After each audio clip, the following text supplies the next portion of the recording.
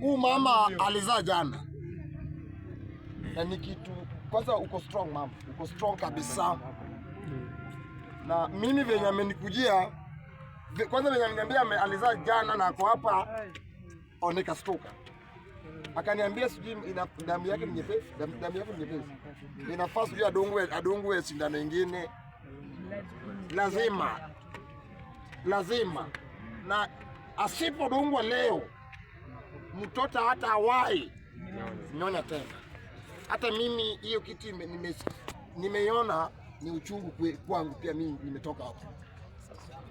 Nikaona mimi sina, na hata saa hii hiyo 1000 sina kwa wallet yangu saa hii. Na nikapiga hesabu venye naweza msaidia, mimi sina.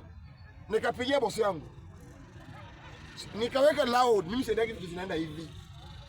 Na nika explainia Kiswahili hawa. Nikamwelezea kitu yenye huyu msichana wetu alikuwa anapitia. Akaniambia dawa moja, hiyo dawa inafaa adongwe ni 7,000. Lakini akienda Malusi ni 13,000.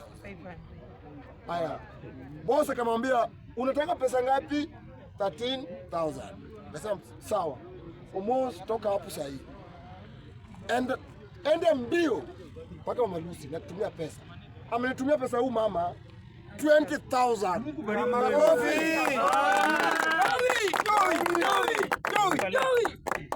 So bosi yangu,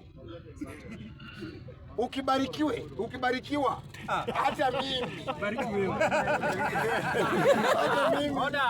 nibariki. So hata ubariki tunaenda tumlipie hizo nini yako yote. So tafadhali sala, asante sana. Hiyo ndio uko nayo, saidia wengine tena. Na sisi pia bado tuko na shida, tukigonga tap, fungua bosi yangu, tufungulie. Juu kama ungetufungulia huyu mama angekuwa na shida zaidi. Asanteni sana na Mungu awabariki. Lakini kesho ni dabi, tuko Kisii, Gor Mahia wazazi wa Kisii saa 10 mbaya, tukutane Gusii.